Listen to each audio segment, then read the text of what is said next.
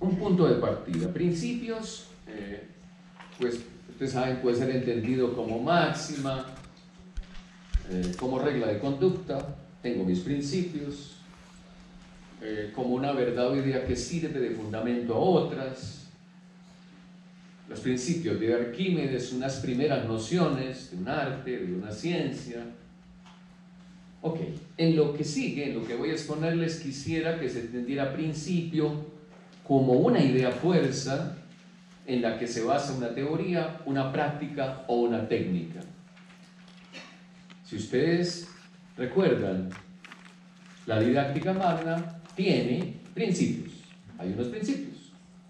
Algunos nos son hoy útiles, otros quizá habrá que adaptarlos pues, según la época, pero hay muchos de ellos que constituyen el saber didáctico. En consecuencia, los principios didácticos siguientes, ¿cómo los voy a pensar? Proposiciones concebidas como fundamentos para hacer lectura crítica en el aula. O sea, mi campo de acción, me interesan esos principios, pero ahí en el quehacer del docente. Ustedes tendrán el viernes y el sábado un repertorio enorme de teorías, metodologías, ejemplos, proposiciones para enriquecer tanto el pensamiento crítico como la lectura crítica. Pero son proposiciones que fundamentan el acto pedagógico para la lectura crítica. Y estos principios los he validado con estudiantes de básica secundaria, de pregrado y de posgrado. O sea, estos principios, inspirándonos en la guía de las escuelas, ya han sido validados. O sea, no son ocurrencias, sino que ya los validamos y ustedes van a ver en mis propuestas por qué considero que hay resultados. ¿Entendido más o menos? ¿Por qué llamamos principios? Muy bien. Entonces vamos con el primer principio. Siempre que proponga una lectura en su clase, procure seleccionar al menos 2 posturas ideológicas diferentes, pero que sea intencional. Yo tengo, debe ser por la edad, que uno le pide a los estudiantes al final que sean críticos, pero la didáctica previa no es crítica.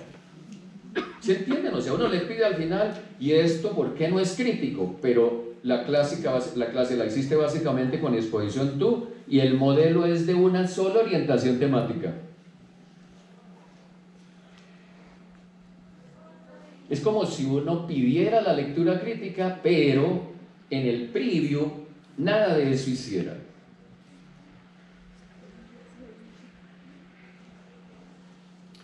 Los que sean colegas aquí universitarios, revisen si en sus sílabos eso está explícito, si se nota. Por ejemplo, eres un profe que tiene su curso de currículo, se notan al menos 2 posturas diferentes de entender el currículo. ¿Es claro eso para los estudiantes? ¿O la que vendes es únicamente la que usted cree?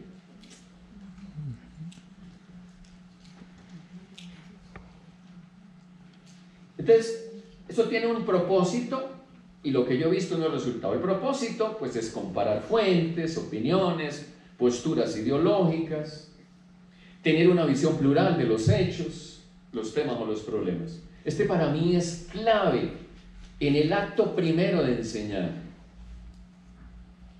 Y yo he visto como resultados que los estudiantes tienen una mirada diversa sobre determinado asunto, que ayuda a mermar la intolerancia y a vacunar contra el fanatismo. No sé dónde vienen los colegas que nos visitan, pero en Colombia los más jóvenes están resultando más fanáticos que los viejos.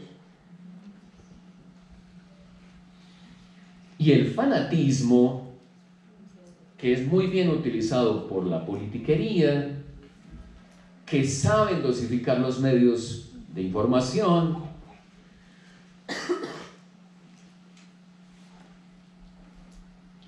bueno, podría decir otras cosas, pero lo que me interesa ahí, miren en su sílabus si usted intencionadamente tiene posturas ideológicas en sus lecturas distintas, diferentes, ¿por qué no? Contradictorias, ¿por qué no? Se me ocurre, una cosa es el mito en un católico, Michel Eliade, pero otra cosa es Richard Buxton, que no es católico, o cómo el mito lo entiende a lo colombiano, en lo didáctico, en las propuestas del aula, Ruth Milena Páez. Y sobre eso también quisiera, lo he hecho a propósito aquí, que siempre haya un autor internacional importante, vigoroso, pero que nos tomemos el tiempo de buscar uno nacional, que transpire la tierrita en nuestros sílabos. Y si no hay, que produzca sus textos, para que al lado de esos aparezca ahí tal cosa según José Luis Mesa, tal cosa según Daniel Lozano. Parte de nuestro neocolonialismo empieza porque nos hemos vuelto olímpicos frente a eso. O sea, digamos, es una comunidad Morgan, pirata, piratea de todos, pero se esconde uno mismo.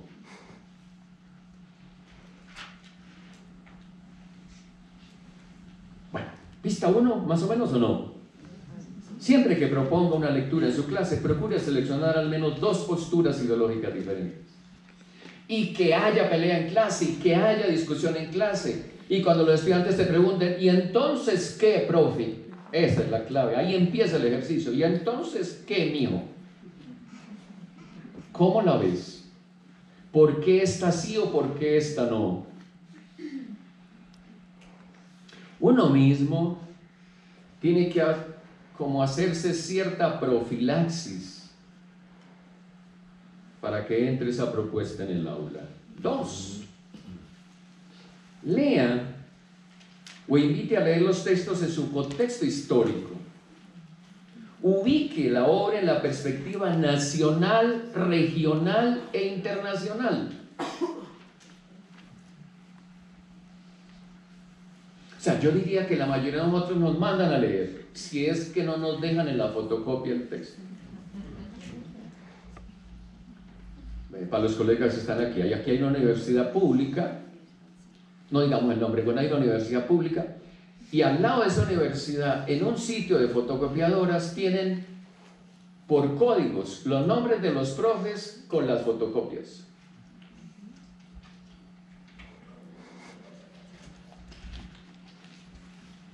Pero esas fotocopias llegan sin historia, o sea, son muñones de tiempo.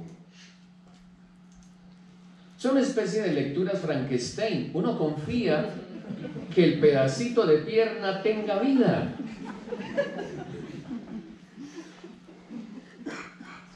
Y estas generaciones nuevas, analfabetos en historia, que confunden el presente con todo el pasado. Entonces yo creo que el propósito es secreto, hacer una lectura situada,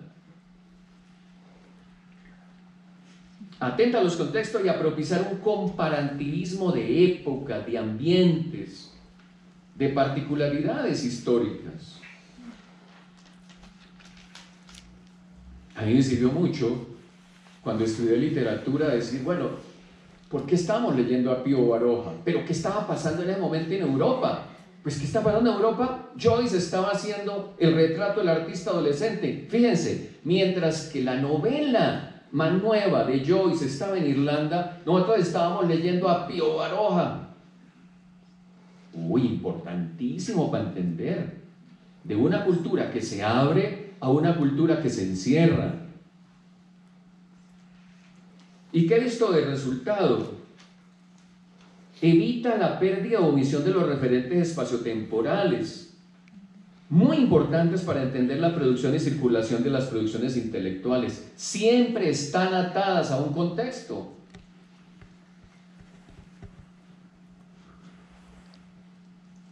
El ensayo ¿Cuándo nació? Es un invento moderno. Tuvo que romperse la entrega absoluta a los criterios de autoridad, a la autoritas de la iglesia, para que pudiera emerger yo pienso así, yo creo así. Es moderno. De hecho, los griegos no hacían ensayos. Un monje benedictino no decía, estoy que me hago un ensayo. Entender eso es importantísimo. O sea que decirle a un muchacho que esté escribiendo ensayos, contarle eso es muy importante.